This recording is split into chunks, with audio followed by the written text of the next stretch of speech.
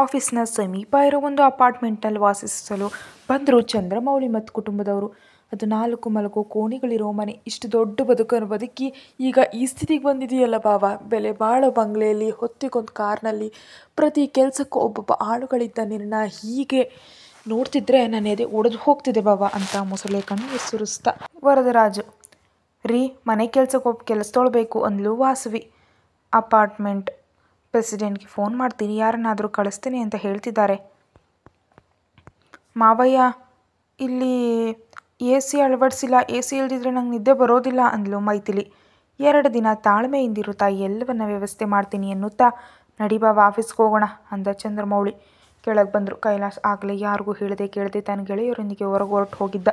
ನೇರವಾಗಿ ಆಫೀಸ್ಗೆ ಹೋದ ಚಂದ್ರಮೌಳಿಗೆ ತಂದೆಯ ಮನೆಯಲ್ಲಿ ಮಾತ್ರವಲ್ಲದೆ ವ್ಯವಹಾರದಲ್ಲೂ ಪಾಲು ಬೇರ್ಪಡಿಸಿದ್ದಾರೆ ಅಂತ ತಿಳಿದು ತೀವ್ರ ಆಘಾತ ಆಯಿತು.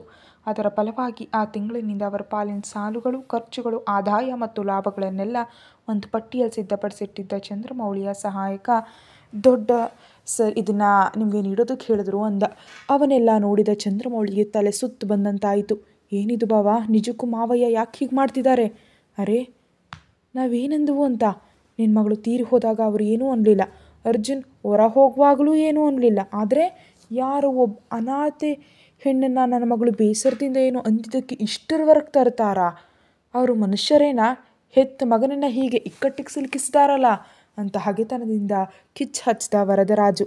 ನಾವಿಲ್ಲದೆ ಅವರು ಬದುಕಲಾರರು ಅಂದ್ಕೊಂಡಿದ್ದಾರನ್ಸುತ್ತೆ ಆ ತಾತ ಮತ್ತು ಮೊಮ್ಮಗ. ನಾನು ಏನಂತ ತೋರಿಸ್ತೀನಿ ಅಂತ ಹಲ್ಲು ಕಿರಿದ ಚಂದ್ರಮೌಳಿ. ಆವೇಶವು ಮನುಷ್ಯನ ಆಲೋಚನಾ ಶಕ್ತಿಯನ್ನು ಕೊಲ್ಲುತ್ತೆ, ಅದಕ್ಕೆ ಅವಸರದ ನಿರ್ಧಾರಗಳನ್ನ ತೆಗೆದುಕೊಳ್ಳುವಂತೆ ಮಾಡುತ್ತೆ. ಚಂದ್ರಮೌಳಿ ಕೂಡ ಹಾಗೆಯೇ ಮಾಡ್ದ. ಅವನು ಮಾಡಿದ ತಪ್ಪಂದರೆ ತನ್ನಲ್ಲಿದ್ದ ಎಲ್ಲ ಷೇರುಗಳನ್ನ ಮಾರಿ ಬಂದ ಹಣದಿಂದ ವರದರಾಜನೊಂದಿಗೆ ಪಾಲುದಾರನಾಗಿ ಮತ್ತೊಂದು ವ್ಯವಹಾರ ಪ್ರಾರಂಭಿಸಿದ್ದು. ವ್ಯವಹಾರ ಲೋಕದಲ್ಲೆಲ್ಲ ಈ ಸುದ್ದಿ ಹರಡಿತು. ಚಂದ್ರಮೌಳಿ ತನ್ನ ತಂದೆಯಿಂದ ಬೇರ್ಪಟ್ಟು ತನ್ನ ಭಾವನೊಂದಿಗೆ ವ್ಯವಹಾರ ಶುರು ಮಾಡಿದ್ದಾನೆ ಅಂತ.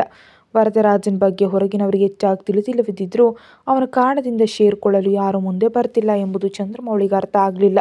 ಅದಕ್ಕೂ ಕೂಡ ಅರ್ಜುನ್ ಮತ್ತು ರಾಧಾಕೃಷ್ಣ ಅವರೇ ಕಾರಣ ಅಂತ ಚಂದ್ರಮೌಳಿಯ ತಲೆಗೆ ತುಂಬಿದ ವರದರಾಜು. ಮನುಷ್ಯನ ಪತನ ಶುರುವಾಯಿತೆಂದರೆ ಅದು ಪಾತಾಳಕ್ಕೆ ತಲುಪಿಸೋವರೆಗೂ ವಿಧಿ ಸುಮ್ಮನಿರೋದಿಲ್ಲ. ಚಂದ್ರಮೌಳಿಯ ಜೀವನದಲ್ಲೂ ಅದೇ ನಡೀತಾ ಇದೆ. ದಿನಗಳು ಕಳೆದು ಖುಷಿಯ ಹುಟ್ಟುಹಬ್ಬಕ್ಕೆ 2 ದಿನಗಳು ಬಾಕಿ ಇರುವಂತೆ ತಂದವು. ಸರ್, 2 ದಿನದಲ್ಲಿ ಖುಷಿ ಪಾಪುವಿನ ಹುಟ್ಟುಹಬ್ಬ ಅಲ್ವಾ? ನೀವು ಬೇಡ ಅಂದಿದ್ರೆ ನಂದೊಂದು ಮಾತಿದೆ ಅಂದ್ಲು ಅನ್ವಿಕಾ. ಏನು ಅಂದ ಅರ್ಜುನ್ ಫೈಲ್ಸ್ ನೋಡುತ್ತಾ. ಮಗುವಿನ ಹುಟ್ಟುಹಬ್ಬವನ್ನು ಆಶ್ರಮದ ಮಕ್ಕಳ ಮಧ್ಯೆ ಅದ್ಧೂರಿಯಾಗಿ ಆಚರಿಸೋಣವಾ ಅಂತ ಅರ್ಜುನ್ ಕೋಪಗೊಳ್ಳಬಾರ್ದಿಂದ ಬಹಳ ಮೆಲ್ಲ ಕೇಳಿದ್ಲು ಅನ್ವಿಕಾ. ಬಹಳ ಒಳ್ಳೆಯ ಆಲೋಚನೆ ಅನ್ವಿಕಾ, ನನಗೂ ಇದು ಇಷ್ಟ ಆಯಿತು ಅಂತ ಬೆಂಬಲ ನೀಡಿದರು ರಾಧಾಕೃಷ್ಣ ಅವರು. ಅರ್ಜುನ್ ಮಾತ್ರ ಏನೂ ಮಾತಾಡಲಿಲ್ಲ. ಅನ್ವಿಕಾ ರಾಧಾಕೃಷ್ಣ ಅವರ ಕಡೆ ನೋಡಿದ್ಲು. ತಾನು ಕೇಳ್ತಿದ್ದಾಳಲ್ವಾ, ಏನಾದರೂ ಉತ್ತರ ಹೇಳಪ್ಪ ಅಂದರು ಅವರು. ಬೇಡ ಅಂತ ಹೇಳಿಲ್ವಲ್ಲ ತಾತಯ್ಯ ಅಂದ. ಅಷ್ಟೇ. ಅನ್ವಿಕಾಳ ಸಂಭ್ರಮಕ್ಕೆ ಪಾರವೇ ಇರಲಿಲ್ಲ. ಆದರೆ ಅವಳ ಆ ಸಂತೋಷ ಬಹಳ ಹೊತ್ತು ಉಳಿಲಿಲ್ಲ. ಅರ್ಜುನ್ಗೆ ಒಂದು ಫೋನ್ ಕರೆ ಬಂತು. ಅವನು ಕರೆ ಸ್ವೀಕರಿಸ್ದ. ಅತ್ತ ಕಡೆಯಿಂದ ಏನು ಹೇಳ್ತಿದ್ರೋ ತಿಳಿಯೋದು, ಆದರೆ ಅವನ ಮುಖ ಕೆಂಪಾಯಿತು.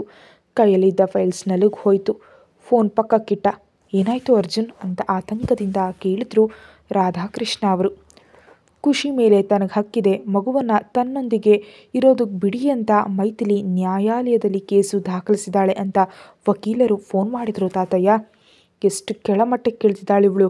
ಒಂದು ದಿನವೂ ಮಗುವನ್ನು ಸರಿಯಾಗಿ ನೋಡ್ಕೊಳ್ಳೋದವಳು ಮಗುವಿಗೆ ತಾಯಿ ಆಗ್ತಾಳಾ? ಈಗೇನು ಮಾಡೋಣ ಅರ್ಜುನ್ ಅಂದರು ಅವರು.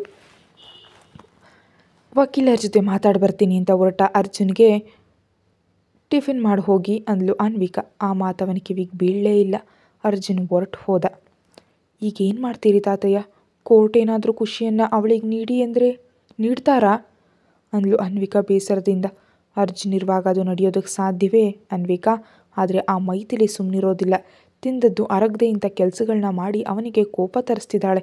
ಕೊನೆಗೆ ಅವಳೇ ಕೆಳಗೆ ಬೀಳ್ತಾಳೆ ನೋಡು ಅನ್ನುತ್ತಾ ಅನ್ವಿಕಾ ಖುಷಿ ಹತ್ರ ಹೋದಾಗ ಇದಕ್ಕೆ ಶಾಶ್ವತ ಪರಿಹಾರ ಏನು ಅಂತ ಯೋಚಿಸಿದ ರಾಧಾಕೃಷ್ಣ ಅವರಿಗೆ ಒಂದು ಅದ್ಭುತವಾದ ಆಲೋಚನೆ ಬಂತು. ಒಂದೇ ಏಟಿಗೆ ಅತ್ತ ಮೈಥಿಲಿಯ ಕಾಟ ತಪ್ಪುತ್ತೆ, ಇತ್ತ ತನ್ನ ಕನಸು ನನಸಾಗುತ್ತೆ ಅಂದ್ಕೊಂಡ ತಕ್ಷಣ ಮೈಥಿಲಿ, ನಿನ್ನ ಬೆರಳಿನಿಂದಲೇ ನಿನ್ನ ಕಣ್ಣು ಚುಚ್ಚಿಕೊಳ್ಳುವಂತೆ ಮಾಡ್ತೀನಿ ನೋಡು ಅಂದ್ಕೊಂಡ್ರು. ಏನು ಮೈಥಿಲಿ ನೀನು ಹೇಳ್ತಿರೋದು? ಅರ್ಜುನ್ ಮೇಲೆ ಕೇಸ್ ಹಾಕಿದ್ಯಾ? ಮೈಥಿಲಿ ಹೇಳಿದ್ದನ್ನು ಕೇಳಿ ಚಕಿತರಾದ್ರು ಚಂದ್ರಮೌಳಿ. ಹೌದು ಮಾವಯ್ಯ, ಯಾರೋ ಒಬ್ಳು ಪಚಾರಿ ಬಂದು ನನ್ನ ಭಾವನ ಜೊತೆ ಒಂದೇ ಮನೆಯಲ್ಲಿ ರಾಜಭೋಗ ಅನುಭವಿಸ್ತಿದ್ರೆ ಸ್ವಂತ ಮೈದುನಿಯಾದ ನಾನು ಇಂತಹ ಇಕ್ಕಟ್ಟಿನ ಮನೆಯಲ್ಲಿ ಕಷ್ಟಪಡಬೇಕಾ? ಆ ಮಗುವಿಗೆ ಜನ್ಮ ನೀಡಿ ಶ್ರೀಜ ತೀರು ಹೋದಾಗ ಪಾಪುವನ್ನು ನೋಡಿಕೊಳ್ಳಲು ನನ್ನೊಂದಿಗೆ ಅಗ್ರಿಮೆಂಟ್ ಸಹಿ ಹಾಕಿಸ್ಕೊಂಡಿದ್ದ ಭಾವ. ಶ್ರೀಜಾಳ ಮಗಳಾದರೂ ಯಾರೋ ಹೆಸರಿಲ್ಲದವನಿಗೆ ಹುಟ್ಟಿದವಳು ಅಂತ ನನಗೆ ಅಸಹ್ಯವಾಯಿತು. ಅದೇ ನೀನು ಅದ್ದೂರಿಯಾಗಿ ಮದುವೆ ಮಾಡಿದ್ದಿದ್ರೆ ಆ ಮಗು ಎಷ್ಟು ಅಕ್ಕರೆಯಿಂದ ಬೆಳೀತಾ ಇತ್ತು ಅಂತ ಚಂದ್ರಮೌಳಿಯ ದುರ್ಬಲತೆಯ ಮೇಲೆ ಹೊಡೆದ್ಲು. ಭಾವನಿಗಾಗಿ ಒಪ್ಕೊಂಡೆ, ಆದರೆ ಆ ಮಗುವನ್ನು ನೋಡಿದ್ರೆ ನನಗೆ ಪಶ್ಚಾತ್ತಾಪ ಉಂಟಾಯಿತು. ಅದಕ್ಕೆ ಅಲ್ಲಿ ಇರಲಾಗದೆ ಬಿಟ್ಟು ಬಂದೆ. ಭಾವ ಕೂಡ ಕೆಲವು ದಿನಗಳಲ್ಲಿ ಅವಳನ್ನು ಬಿಟ್ಟು ಬಿಡ್ತಾನೆ ಅಂದ್ಕೊಂಡ್ರೆ ಈಗ ತಲೆ ಮೇಲೆ ಕೂರಿಸ್ಕೊಂಡಿದ್ದಾನೆ. ಈಗ ಆ ಮಗುವಿಗಾಗಿ ಒಬ್ಬ ಹುಡುಗಿಯನ್ನು ಕೂಡ ತಂದು ಇರಿಸಿದ್ದಾನೆ. ಯಾರು ಏನೇ ಅಂದ್ಕೊಂಡ್ರೂ ಭಾವನಿಗೆ ಚಿಂತೆ ಇಲ್ಲ. ಹಾಗಾಗಿ ನಾನು ಯಾಕಿಂದೆ ಸರಿಬೇಕು? ಭಾವನನ್ನು ಹೇಗಾದರೂ ಮಾಡಿ ದಕ್ಕಿಸ್ಕೊಳ್ಬೇಕು. ಅದಕ್ಕೆ ಆ ಒಪ್ಪಂದವನ್ನೇ ಅಸ್ತ್ರವಾಗಿ ಬಳಸಿ ಕೇಸ್ ಹಾಕಿದ್ದೀನಿ. ಮಗುವಿನ ಮೇಲೆ ಸರ್ವ ಹಕ್ಕುಗಳು ನನಗಿವೆ ಎಂಬಂತೆ ಸಹಿ ಹಾಕಿಸ್ಕೊಂಡಿದ್ದಾನೆ. ನಾನು ಬಿಟ್ಟು ಹೋಗ್ತಿದ್ದೀನಿ ಅಂತ ಎಲ್ಲೂ ಸಹಿ ಮಾಡಿಲ್ಲ. ಹಾಗಾಗಿ ಇದು ನಡೆಯುತ್ತೆ. ನನ್ನನ್ನು ಹೊರ ಹಾಕಿ ಅವಳನ್ನ ಮನೆಯಲ್ಲಿ ಇಟ್ಕೊಂಡಿದ್ದಾನೆ ಅಂತ ಕೇಸ್ ದಾಖಲಾಗುತ್ತೆ. ಮೈಥಿಲಿ ಹೇಳ್ತಾ ಇದ್ರೆ ಚಂದ್ರಮೌಳಿ ಅವರಿಗೆ ತಲೆ ತಿರುಗಿದಂತಾಯಿತು. ಈಗ ಇದೆಲ್ಲ ಬೇಕಾ ತಾಯಿ? ಅವನು ಬದಲಾಗ್ತಾನೆ ಅಂತ ನಿನಗನ್ಸುತ್ತಾ? ಅವನು ಬದಲಾಗೋದಿಲ್ಲ ಅಂದರು. ಬದಲಾಗದಿದ್ರು ನನ್ನ ಪ್ರಯತ್ನ ನಾನು ಮಾಡಲೇಬೇಕು ಮಾವಯ್ಯ ಅಂತ ಖಂಡಿತವಾಗಿ ಹೇಳಿ ಕೋಣೆಗೆ ಹೋಗಿ ಕೂಡಲೇ ಫೋನ್ ತೆಗೆದು ತನಗೆ ಮೆಸೇಜ್ ಬಂದಿದ್ದ ಸಂಖ್ಯೆಗೆ ಕೆಲಸ ಮುಗೀತು ಅಂತ ಸಂದೇಶ ಕಳಿಸಿದ್ಲು. ಬಹಳ ಒಳ್ಳೆಯದು, ಕಾಲಕ್ಕೆ ಮಾಹಿತಿಯನ್ನು ನನಗೆ ನೀಡ್ತಿರು, ಏನು ಮಾಡಬೇಕಂತ ನಾನು ನೋಡ್ಕೊಳ್ತೀನಿ ಅಂತ ಅತ್ತ ಕಡೆಯಿಂದ ಉತ್ತರ ಬಂತು. ಸರಿ ಅಂತ ಹೇಳಿದ ಕೂಡಲೇ 10 ಲಕ್ಷ ರೂಪಾಯಿ ಮೈಥಿಲಿಯ ಖಾತೆಗೆ ಜಮೆಯಾಯಿತು. ಆ ಕ್ಷಣ ನೋಡಿದ ಮೈಥಿಲಿಯ ಕಣ್ಣುಗಳು ಹೊಳೆಯತೊಡಗಿದ್ವು. ಅವಳ ಅಲ್ಪ ಬುದ್ಧಿಗೆ ಇಷ್ಟು ದೊಡ್ಡ ಆಲೋಚನೆ ಬರಲೇ ಸಾಧ್ಯವಿಲ್ಲ. ಇಂಥದ್ದೇನೋ ಆಗುತ್ತೆ ಅಂತ ಅರ್ಜುನ್ ಕೂಡ ಮುನ್ನೆಚ್ಚರಿಕೆ ವಹಿಸ್ತಿದ್ರು. ಇಷ್ಟು ಬೇಗ ಮೈಥಿಲಿ ಹೀಗೆ ಮಾಡ್ತಾಳೆ ಅಂತ ಊಹಿಸಿರಲಿಲ್ಲ. ಇದೆಲ್ಲ ಆಂಟೋನಿ ಆಡಿಸ್ತಿರೋ ನಾಟಕ ಅಂತ ವರದರಾಜನಿಗೆ ತಿಳಿದಿಲ್ಲ. ತನ್ನ ಮಗಳನ್ನೇ ದಾಳವಾಗಿ ಬಳಸ್ಕೊಂಡು ತನ್ನ ಕುತ್ತಿಗೆಗೆ ಉರುಳು ಹಾಕ್ತಿದ್ದಾನೆ ಅಂತ ಅವನು ನಿಧಾನವಾಗಿ ತಿಳಿದುಕೊಳ್ತಾನೆ. ಮನೆಯಿಂದ ಹೊರಬಂದ ಸಿಟ್ಟಿನಲ್ಲಿದ್ದ ಮೈಥಿಲಿಗೆ ಅಪರಿಚಿತ ಸಂಖ್ಯೆಯಿಂದ ಸಂದೇಶ ಬಂದಿತ್ತು. ಅರ್ಜುನ್ ನಿನಗೆ ಸಿಗಬೇಕಂದ್ರೆ ನನ್ನ ಹತ್ರ ಒಂದು ಅದ್ಭುತ ಯೋಜನೆ ಇದೆ, ಕೇಳ್ತೀಯಾ ಅಂತ. ಯಾರು ನೀನು ಅಂತ ಉತ್ತರಿಸಿದ್ಲು. ನಾನು ಯಾರು ಎಂಬುದು ಆಮೇಲೆ, ನನ್ನ ಆಲೋಚನೆ ನಿನಗೆ ಉಪಯೋಗ ಆಗತ್ತೆ ಇಲ್ವೇ ಅಂತ ಯೋಚಿಸು ಎಂದಾಗ ಏನು ಅಂದ್ಲು. ಅವನು ತನ್ನ ಯೋಜನೆಯನ್ನು ಹೇಳ್ದ. ನನಗಾಗಿ ಇದೆಲ್ಲ ಯಾಕೆ ಮಾಡ್ತಿದ್ಯಾ ಅಂತ ಕೇಳಿದ್ಲು. ನಿನಗಾಗಲ್ಲ, ಅರ್ಜುನ್ಗಾಗಿ. ಅವನ ಮೇಲೆ ನನಗೆ ಕೋಪ ಇದೆ, ಅವನಿಗೆ ನಿನ್ನ ಮೇಲೆ ಕೋಪ ಇದೆ. ನಿನ್ನನ್ನು ಅವನಿಗೆ ಹತ್ತಿರ ಮಾಡಿದ್ರೆ ನನ್ನ ಸೇಡು ತೀರುತ್ತೆ ಅಲ್ವಾ? ನೀನು ಸುಮ್ಮನೆ ಮಾಡಬೇಕಿಲ್ಲ. ನಾನು ಹೇಳಿದ ಮಾತನ್ನು ಹೇಳಿದಂತೆ ಮಾಡ್ತಿದ್ರೆ ನಿನಗೆ ಹಣವನ್ನು ನೀಡ್ತೀನಿ ಎಂದಾಗ ಹಣದಾಸೆಗೆ ಮೈಥಿಲಿ ಒಪ್ಕೊಂಡ್ಳು. ವಿವರಗಳನ್ನ ಕೇಳದೆಯೇ ಮೈಥಿಲಿ ಕೇಸು ದಾಖಲಿಸಿದ್ದು ಹೀಗೆ. ನೀನು ಚಿಂತಿಸಬೇಡ ಅರ್ಜುನ್, ಸಹಿ ಮಾಡಿದ ಮಾತ್ರಕ್ಕೆ ಅವಳಿಗೆ ಎಲ್ಲ ಹಕ್ಕುಗಳು ಇರುತ್ತವೆ ಅನ್ನೋದಕ್ಕೆ ಸಾಧ್ಯವಿಲ್ಲ. ನೀನು ಕರ್ಕೊಬಂದು ಹುಡುಗಿ ಹತ್ರ ಕೂಡ ಹೀಗೆ ಒಪ್ಪಂದಕ್ಕೆ ಸಹಿ ಹಾಕ್ಸಿದ್ಯಾ ಅಂತ ವಕೀಲ ವಿಶ್ವನಾಥಂ ಕೇಳಿದ್ರು. ಹೌದು ಸರ್, ಹಾಕ್ಸಿದ್ದೀನಿ. ಆದರೆ ಅದರಲ್ಲಿ ಏನೂ ಬರೆದಿಲ್ಲ. ಯಾವಾಗಲಾದರೂ ಕೆಲಸಕ್ಕೆ ಬರುತ್ತೆ ಅಂತ ಮೊದಲೇ ಸಹಿ ಹಾಕ್ಸಿಟ್ಟಿದ್ದೀನಿ ಅಂದ ಅರ್ಜುನ್. ತುಂಬ ಒಳ್ಳೆ ಕೆಲಸ ಮಾಡಿದ್ಯಾ. ಆದರೆ ಇಲ್ಲಿ ಒಂದು ತೊಂದರೆ ಇದೆ ಅರ್ಜುನ್.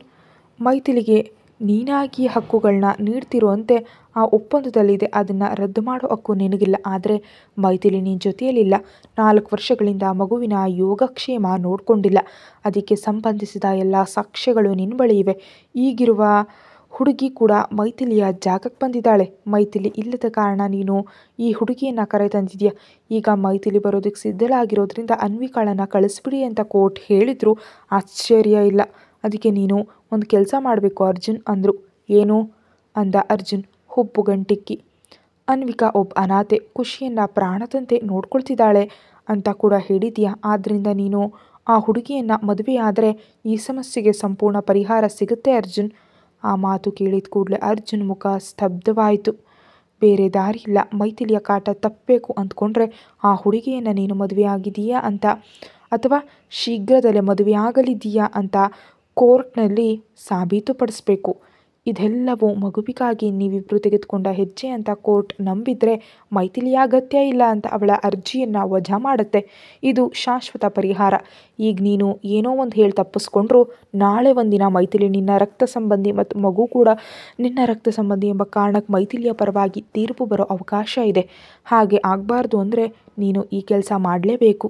ಹೇಗಾದರೂ ಮಾಡಿ ಆ ಹುಡುಗಿಯನ್ನು ಒಪ್ಪಿಸು. ಈ ಮದುವೆ ಕೇವಲ ಮಗುವಿಗಾಗಿ ಅಂತ ಹೇಳಿದರೆ ಅವಳು ಒಪ್ಪುವ ಸಾಧ್ಯತೆ ಇದೆ. ಅವಳಿಗೂ ಯಾರು ಇಲ್ಲದ ಕಾರಣ ಸರಿ ಅನ್ನಬಹುದು. ಆ ಕಡೆ ಯೋಚಿಸು ಎಂದಾಗ ಇನ್ನೇನು ಮಾತನಾಡದೆ ಅರ್ಜುನ್ ಅಲ್ಲಿಂದ ಹೊರಟು ಬಂದ. ಅವನ ಮನಸ್ಸು ಸಮುದ್ರದ ಅಲೆಯಂತೆ ಅಸ್ತವ್ಯಸ್ತವಾಯಿತು. ಅರ್ಜುನ್ ಹೋದ ಕೂಡಲೇ ರಾಧಾಕೃಷ್ಣ ಅವರಿಗೆ ಫೋನ್ ಮಾಡಿದ ವಿಶ್ವನಾಥಂ. ಸರ್, ನೀವು ಹೇಳಿದಂತೆಯೇ ನಿಮ್ಮ ಮೊಮ್ಮಗನಿಗೆ ಹೇಳಿದ್ದೀನಿ. ಅವನು ಇಲ್ಲ ಅನ್ನಲಿಲ್ಲ, ಆದರೆ ಆಲೋಚಿಸ್ತಿದ್ದಾನೆ ಅನಿಸುತ್ತೆ ಅಂದರು. ಮನೆಗೆ ಬಂದ ಮೇಲೆ ವಿಷಯ ಕೇಳಿ ಇಬ್ಬರನ್ನೂ ಕೂರಿಸಿ ಅರ್ಥ ಆಗುವಂತೆ ಹೇಳಿ. ಕೇಳದಿದ್ದರೆ ನಾನು ನೋಡ್ಕೊಳ್ತೀನಿ ಅಂದರು ಅವರು. ಧನ್ಯವಾದಗಳು ವಕೀಲ್ರೆ ಅಂದರು ರಾಧಾಕೃಷ್ಣ. ಅಯ್ಯೋ, ನಿಮ್ಮಂಥವರು ಒಂದು ಮಾತು ಕೇಳಿದಾಗ ಮಾಡದಿದ್ದರೆ ಹೇಗೆ ಸರ್? ನಿಮ್ಮ ಉಪ್ಪನ್ನು ತಿಂದವ್ ನಾನು ಅಂತ ಹೇಳಿ ಕರೆ ಕಡಿತಗೊಳಿಸಿದ್ರು. ಅರ್ಜುನ್ ಮನೆಗೆ ಬರೋಷ್ಟರಲ್ಲಿ ಹಜಾರದಲ್ಲಿ ರಾಧಾಕೃಷ್ಣ, ಅನ್ವಿಕಾ ಮತ್ತು ಮಗು ಕೂಡ ಇದ್ದರು. ಅನ್ವಿಕಾಳಿಗೆ ಯಾವ ವಿಷಯವನ್ನು ಹೇಳಿರಲಿಲ್ಲ ರಾಧಾಕೃಷ್ಣ. ಅರ್ಜುನ್ ಹೇಳೋದನ್ನೇ ಕೇಳೋದಕ್ಕೆ ಕಾಯ್ತಾ ಇದ್ರು. ಕಿರಿಕಿರಿ ಮತ್ತು ಅಸಹನೆಯಿಂದ ಕೂಡಿದ್ದ ಅರ್ಜುನ್ ಮುಖವನ್ನು ನೋಡಿ ಅನ್ವಿಕಾ ಗ್ರೀನ್ ಟೀ ತಂದ್ಲು. ವಕೀಲರು ಏನಂದ್ರು ಅರ್ಜುನ್ ಅಂತ ರಾಧಾಕೃಷ್ಣ ಮೆಲ್ಲಗೆ ಕೇಳಿದ್ರು. ಅನ್ವಿಕಾ ಕೂಡ ಏನಾಗಿರ್ಬೋದು ಅಂತ ಆತಂಕದಿಂದ ನೋಡ್ತಿದ್ಲು. ತಾತಯ್ಯ, ನಿಮ್ಮ ಜೊತೆ ಒಂಟಿಯಾಗಿ ಮಾತಾಡಬೇಕು. ಅನ್ವಿಕಾಳನ್ನು ಮಗುವಿನೊಂದಿಗೆ ತೋಟಕ್ಕೆ ಹೋಗೋದಕ್ಕೆ ಹೇಳು ಅಂದ ಅರ್ಜುನ್. ಅದು ಅವರ ಕುಟುಂಬದ ವಿಷಯ ಅಂತ ಅನ್ವಿಕಾ ಕೂಡ ಮರು ಮಾತಾಡದೆ ಖುಷಿಯೊಂದಿಗೆ ತೋಟಕ್ಕೆ ಹೋದ್ಲು. ಯಾಕೆ ಅವಳನ್ನ ಕಳಿಸ್ದೆ ಅಂತ ಏನು ತಿಳಿಯದವರಂತೆ ಕೇಳಿದ್ರು ಅವರು. ವಕೀಲರು ಹೇಳಿದ್ದನ್ನೆಲ್ಲ ವಿವರಿಸಿ, ನಮ್ಮ ಸಮಸ್ಯೆಗೆ ಒಬ್ಬ ಹುಡುಗಿಯನ್ನು ಯಾಕೆ ಒತ್ತಾಯಿಸಬೇಕು ತಾತಯ್ಯ ಅಂದ ಅರ್ಜುನ್. ಆಶ್ಚರ್ಯದಿಂದ ನೋಡಿದ್ರು ರಾಧಾಕೃಷ್ಣ ಅವರು. ಅರ್ಜುನ್, ಆ ಮಾತು ಹೇಳ್ತಾ ಇರೋದು ನೀನೇನಾ? ಅನ್ವಿಕಾಳನ್ನು ಹಿಂದಿಗೆ ಹೇಗೆ ಕರೆತಂದೆ ಅಂತ ನಿನ್ನ ನೆನಪಿದೆಯಾ? ಅವಳನ್ನ ಹೇಗೆ ನಡೆಸ್ಕೊಂಡು ಈ ಬಂಗಲೆಗೆ ಪ್ರವೇಶ ನೀಡಿದೆ ಎಂಬುದು ನೆನಪಿದೆಯಾ ಅಂದರು. ಗೊತ್ತು ತಾತಯ್ಯ, ಅದೆಲ್ಲ ಖುಷಿಯ ಸುರಕ್ಷತೆಗಾಗಷ್ಟೇ ಹೊರತು ಆ ಹುಡುಗಿ ಮೇಲೆ ನನಗೆ ವೈಯಕ್ತಿಕ ದ್ವೇಷ ಏನಿಲ್ಲ. ಅವಳನ್ನ ಪರೀಕ್ಷಿಸಿದೆ. ಎಷ್ಟು ಕಷ್ಟ ಬಂದರೂ ಅವಳ ನೈಜ ಗುಣವೇನೆಂದ ತಿಳಿದ ಮೇಲೆಯೇ ಖುಷಿಯನ್ನು ನೋಡಿಕೊಳ್ಳೋ ಅವಕಾಶವನ್ನು ನೀಡಿದೆ. ಅದು ನಿಮಗೂ ಗೊತ್ತು ಅಲ್ವಾ? ಆದರೆ ಮದುವೆ ಅದು ಬೇರೆ ತಾತಯ್ಯ. ಅವಳ ಜೀವನವನ್ನು ನಮ್ಮ ಅಗತ್ಯಕ್ಕಾಗಿ ತ್ಯಾಗ ಮಾಡುವಂತೆ ಹೇಗೆ ಹೇಳಲಿ? ಹಾಗಾದರೆ ಜೀವನ ಪರ್ಯಂತ ಖುಷಿಯನ್ನು ನೋಡ್ಕೊ ಅಂತ ಹೇಗೆ ಹೇಳ್ದಪ್ಪ? ಮೊಮ್ಮಗನ ಕಣ್ಣುಗಳನ್ನ ನೋಡ್ತಾ ಕೇಳಿದ್ರು.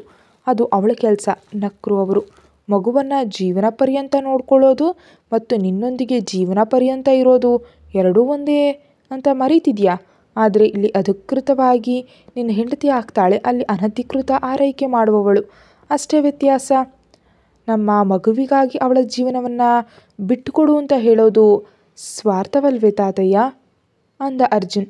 ಸರಿ, ಈಗ ಹೇಳಬೇಡ. ಆದರೆ ಎಷ್ಟು ದಿನ ಹೀಗೆ ಅನ್ವಿಕಾ ನಮ್ಮ ಮನೆಯಲ್ಲಿರ್ತಾಳೆ? ಅವಳಿಗೂ ಒಂದು ಬದುಕಿದೆ. ಇಂದು ಅಲ್ಲದಿದ್ದರೆ ನಾಳೆ ಅವಳಿಗೂ ಒಬ್ಬ ಪತಿ, ಮಕ್ಕಳು ಮತ್ತು ಒಂದು ಕುಟುಂಬ ಬೇಕನ್ಸುತ್ತೆ. ಅಂದು ಹೊರಟು ಹೋಗ್ತಾಳಲ್ವಾ? ನಿಜವಾಗಿಯೂ ಖುಷಿಯನ್ನು ಬಿಟ್ಟು ಹೋಗ್ತೀನಿ ಅಂದರೆ ನನಗೇನು ಅಡ್ಡಿ ಇಲ್ಲ. ಸರಿ, ಅದೆಲ್ಲ ಬೇಡ. ಅನ್ವಿಕಾಳಿಗೆ ವಿಷಯ ಹೇಳೋಣ. ಅವಳು ನಿನ್ನೊಂದಿಗೆ ಮದುವೆಗೆ ಒಪ್ಪಿದ್ರೆ ರಿಜಿಸ್ಟರ್ ಮ್ಯಾರೇಜ್ ಮಾಡ್ಕೊಳ್ಳಿ. ನನಗೆ ಮದುವೆ ಮೇಲೆ ಒಳ್ಳೆ ಅಭಿಪ್ರಾಯ ಇಲ್ಲ. ಹಾಗಾದರೆ ಮೈಥಿಲಿಯನ್ನು ಕರ್ಕೊಂಡು ಬಂದು ಮನೆಯಲ್ಲಿ ಇರಿಸ್ಕೊ. ಅನ್ವಿಕಾಳನ್ನು ಕಳಿಸ್ಬಿಡು. ಇಲ್ಲ, ಅವಳ ನೆರಳು ಕೂಡ ಇಲ್ಲಿ ಬೀಳೋದಕ್ಕೆ ನಾನು ಬಿಡೋದಿಲ್ಲ ಅಂದ. ಇನ್ನು ಲಾಭವಿಲ್ಲವೆಂದು ಅವರು ಎದ್ದು ಹೋಗಿ ಅನ್ವಿಕಾಳನ್ನು ಕರೆದ್ರು. ಏನು ತಾತಯ್ಯ ಅಂದ್ಲು ಅನ್ವಿಕಾ. ಹೀಗೆ ಬಾ, ನಿನ್ನ ಜೊತೆ ಮಾತಾಡಬೇಕು. ಮೌನವಾಗಿರೋ ಅರ್ಜುನನ್ನು ನೋಡಿ, ಇಂಥ ವಿಷಯಗಳಲ್ಲಿ ತಡ ಮಾಡೋದು ಸರಿಯಲ್ಲ ಅರ್ಜುನ್. ಅವರು ಸಂಚುಗಳನ್ನ ರೂಪಿಸ್ತಿರ್ತಾರೆ. ಅನ್ವಿಕಾಳಿಗೆ ವಿಷಯ ಹೇಳಿದರೆ ಅವಳ ಅಭಿಪ್ರಾಯ ತಿಳಿಯುತ್ತೆ. ನಂತರ ಏನು ಮಾಡಬೇಕಂತ ಯೋಚಿಸೋಣ ಅಂತ ಅನ್ವಿಕಾಳನ್ನು ಕೂರಿಸಿದ್ರು. ಅರ್ಜುನ್ ಎದ್ದು ಮಗುವನ್ನು ಕರ್ಕೊಂಡು ಹೊರಟು ಹೋದ. ಅನ್ವಿಕಾ ಗೊಂದಲದಿಂದ ಅವನನ್ನು ನೋಡ್ತಿದ್ದಾಗ, ಅನ್ವಿಕಾ, ನಿನ್ನ ಹತ್ರ ಮುಚ್ಚಿಡಲು ಏನೂ ಇಲ್ಲ. ಖುಷಿಯನ್ನು ಮೈಥಿಲಿಗೆ ಒಪ್ಪಿಸಬಾರ್ದು ಎಂದರೆ ಅವಳನ್ನು ನೋಡ್ಕೊಳ್ಳಲು ಒಬ್ಬ ತಾಯಿ ಬೇಕು. ಆ ತಾಯಿ ಅರ್ಜುನ್ನ ಪತ್ನಿ ಆಗಬೇಕು. ಅವನಿಗೆ ಪತ್ನಿಯಾಗುವ ಹುಡುಗಿ ನೀನೇ ಆಗಬೇಕು ಅಂದರು. ತಾನು ಕೇಳ್ತಿರೋದು ಅರ್ಥ ಆಗದೆ ಅನ್ವಿಕಾ ಸ್ತಬ್ಧಳಾಗಿ ನೋಡಿದ್ಲು. ಏನು ಹೇಳ್ತಿದ್ದೀರಿ ನೀವು? ನನಗೇನು ಅರ್ಥ ಆಗ್ತಿಲ್ಲ ಅಂದ್ಲು. ಖುಷಿ ಅಂದರೆ ನಿನಗೆ ಇಷ್ಟವಾ ತಾಯಿ? ಇಷ್ಟಾನೇ. ಅವಳನ್ನ ನೋಡ್ಕೊಳ್ತೀನಿ, ಆದರೆ ಹೀಗಲ್ಲ. ಅವಳಿಗೆ ಹೇಗೆ ಹೇಳಬೇಕಂತ ತಿಳಿತಿಲ್ಲ. ಅನ್ವಿಕಾಳ ಕೈ ಹಿಡ್ಕೊಂಡು, ಇದರಲ್ಲಿ ನಮ್ಮ ಸ್ವಾರ್ಥ ಇದೆ ಅಂದ್ಕೋ ಅಥವಾ ಬೇರೆ ಏನಾದರೂ ಅಂದ್ಕೋ, ಆದರೆ ನಮಗೆ ಬೇರೆ ದಾರಿ ಇಲ್ಲ. ಖುಷಿಯ ತಂದೆ ತಾಯಿಯಾಗಿ ನೀನು ಮತ್ತು ಅರ್ಜುನ್ ಕೋರ್ಟ್ನಲ್ಲಿ ಸಾಬೀತಾದರೆ ಮೈಥಿಲಿಯ ಕಾಟ ಪೂರ್ತಿಯಾಗಿ ತಪ್ಪುತ್ತೆ. ಇಲ್ಲದಿದ್ದರೆ ಅರ್ಜುನ್ನ ಮೈಥುನಿಯಾಗಿ ಮಾತ್ರ ಅಲ್ಲದೆ ಖುಷಿಯ ತಾಯಿಯಾಗಿ ಅವಳು ಈ ಮನೆಗೆ ಕಾಲಿಟ್ಟರೆ ಮನೆಯ ನೆಮ್ಮದಿ ಹೋಗುತ್ತೆ. ಅಷ್ಟೇ ಅಲ್ಲ, ಖುಷಿಯ ಪ್ರಾಣಕ್ಕೂ ಅಪಾಯವಿರುತ್ತೆ. ಯೋಚಿಸು ಅನ್ವಿಕಾ, ನಿನ್ನ ಮೇಲೆ ನನಗೆ ಬಹಳ ಪ್ರೀತಿ ಇದೆ. ನಿನ್ನನ್ನು ಅರ್ಜುನ್ ಪತ್ನಿಯಾಗಿ ಯಾವಾಗಲೂ ಅಂದ್ಕೊಂಡಿದ್ದೆ, ಆದರೆ ಹೇಳುವ ಅವಕಾಶ ಇರಲಿಲ್ಲ. ಆದರೆ ಈಗ ಅವಕಾಶ ಮತ್ತು ಅಗತ್ಯ ಎರಡೂ ಒಟ್ಟಿಗೆ ಬಂದಿದೆ. ನಿನ್ನ ಜೀವನ ಚೆನ್ನಾಗಿರುತ್ತೆ. ಅರ್ಜುನ್ಗೆ ಕೋಪ ಹೆಚ್ಚಿರ್ಬೋದು, ಆದರೆ ಅವನು ಮೂರ್ಖನಲ್ಲ. ಅವನ ಬಗ್ಗೆ ನಿನಗೆ ತಿಳಿದದ್ದು ಏನೂ ಇಲ್ಲ. ಸಮಯ ತಗೋ, ಯೋಚಿಸಿ ನಿನ್ನ ನಿರ್ಧಾರ ಹೇಳು ಅಂದರು ರಾಧಾಕೃಷ್ಣ. ಮತ್ತು ಅನ್ವಿಕಾಳ ನಿರ್ಧಾರ ಏನಾಗ್ಬೋದು? ಕತೆ ಮುಂದುವರಿಯುತ್ತೆ. Thank you.